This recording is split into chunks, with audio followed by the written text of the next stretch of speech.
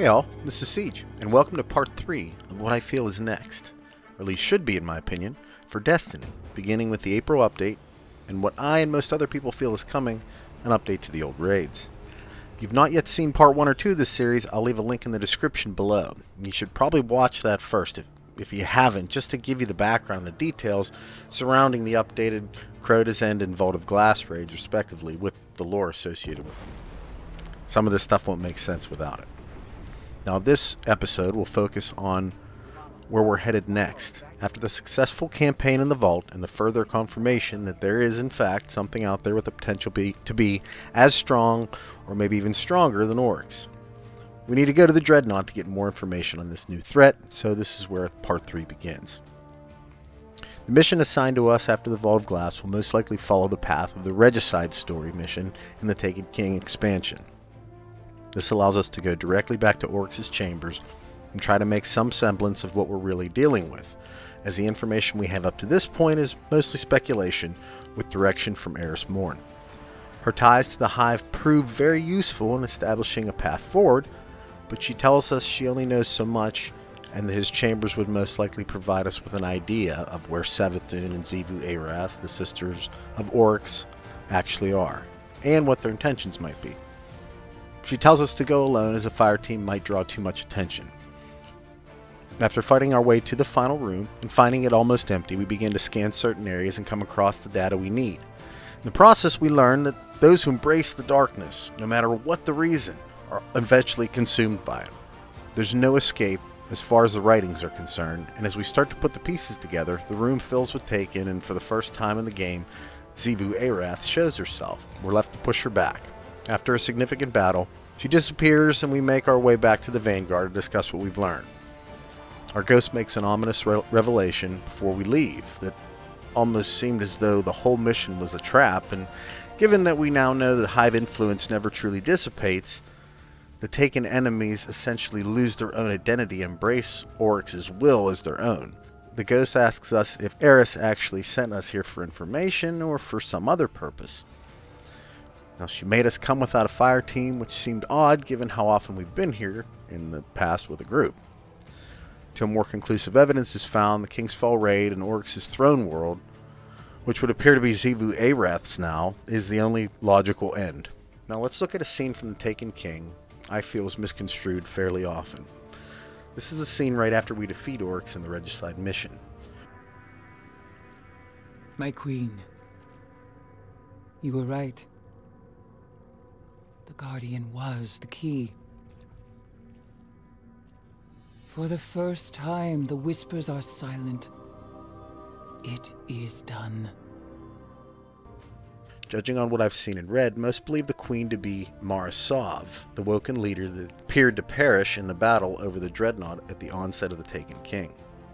Bungie has alluded to the fact that she is somehow still alive, although we have not had any firm evidence of that, either in the game or the Grimoire. Eris Morn is a member of the Hidden, a secret group of guardians led by Ikora Rey, who work as spies for the Vanguard, for lack of a better term. And it is speculated that they were working together with Mara Sov to prevent Oryx from reaching Earth, giving us the opportunity to face and eventually kill him. Now, given the power that Mara Sov has at her disposal, it just seems odd to me that she would sacrifice her entire fleet as a smokescreen, and because of this, I feel her intentions were to stop Oryx right then and there. She failed to do that entirely. The Dreadnought was completely capable of heading to Earth after the fight. Why it didn't, well, that hasn't really been stated. But when she says, My queen, you were right. The Guardian was the key. I don't believe she's talking about Mara Sov.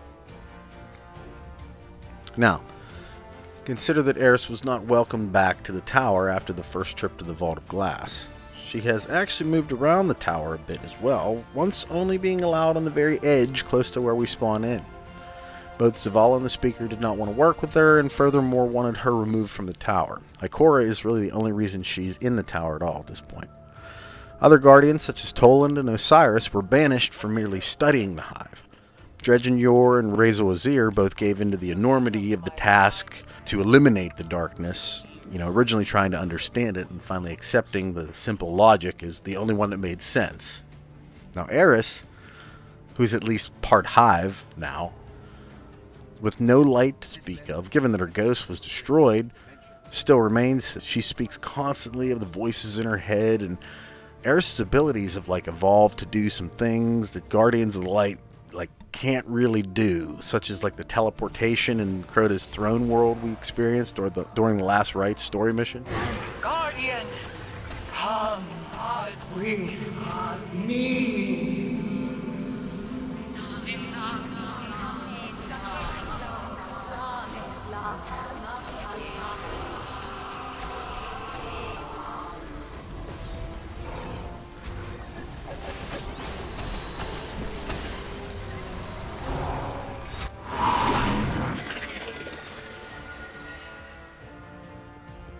It was the best I could do with so little time. And let's be real here. The main factor behind Eris's original help with Crota was vengeance, not a simple justification of good over evil. As far as we know, Eris is the only character that has been able to keep her individuality after accepting Hive power. Or has she? As we've seen, it goes against everything else the lore has developed with regard to Hive corruption, and here she sits, a room away from Vanguard headquarters. What a nice place for someone with the experience of living as a hidden spy for years to situate themselves. Now, the creation of the Touch of Malice, as we see in the Grimoire card Calcified Fragments Insight, was prophesied by Oryx. In it, he says this regarding a potential defeat. If I'm defeated, I will prepare a book, which is a map to a weapon, and my vanquisher will read that book, seeking the weapon, and they will come to understand me, where I've been and where I'm going. Then they will take up my weapon, they will use it, they will use that weapon, which is all that I am, and armed with my past, my future, and my present, they will mantle me, Oryx, the Taken King. They will become me, and I will become them, each of us defeating the other, correcting the other, alloying ourselves into one omnipotent philosophy. Thus, I will live forever. I will make sure. So I asked this in a previous video, but I gotta ask it again, why did she make the weapon? It's only completed after killing Oryx in the raid. You can't get it beforehand. So who the weapon was made for and why we didn't get to see this card until after we get it is still up for speculation. Now, up to this point, it can easily be said that the help Eris has given us has directly benefited herself, really. She told us what to do, and we did it. Consider this excerpt from what's believed to be Toland in the Oryx defeated Grimoire card. He says this: do you ever pause, dear listener, to consider who benefits from all this heroism you commit? Do you ever look around you and feel the faintest chill, as if you are the tiny little ball bearing placed beneath a great mass, so that it might, if pushed, begin to roll? But could Eris too just be another ball bearing in the greater being system? Well, who is she speaking about in the end scene of the Taken King? I believe the queen she speaks of is Savathun, the Hive Wizard, and sister to Oryx. Now, she is a wizard. She's even referred to as a witch queen in the Strict Proof Eternal Grimoire card. Now that Oryx is gone, she's the elder sister of Xivu Arath, and most likely the current leadership of the Hive. Secondly, Guardian corruption is not a new thing. So how could Eris serve the light when she willfully embraced the darkness to survive? And how long until she's totally consumed like everything else the darkness has touched in the way that it touched her?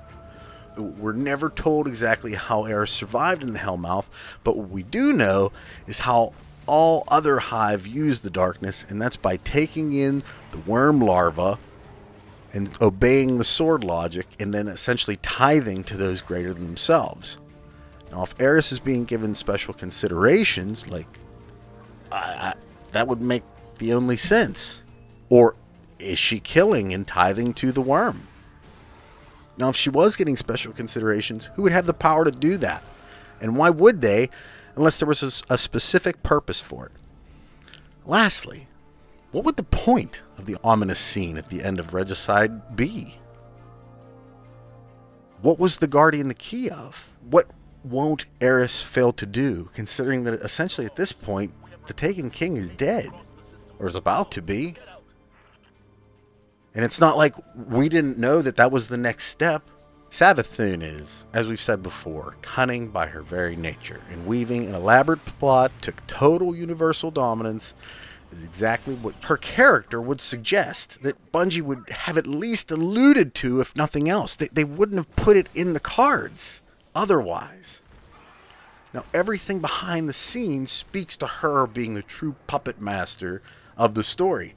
And honestly, it's entirely possible and seemingly more and more likely that everything she's done, constantly testing the boundaries of Oryx's ability to rule, interacting with a fallen guardian in the Hellmouth, potentially through the familiar words of Toland, to provide the very way to enter into Crota's throne world and kill him, and doing the exact same thing with Oryx himself. After all, Eris is the very reason we're able to face Oryx or even know of his existence. She names him in our first encounter on Phobos. They speak a word, a name. He is here. How does she know this? Could it be that Savathun orchestrated the entirety of the Destiny universe as we know it?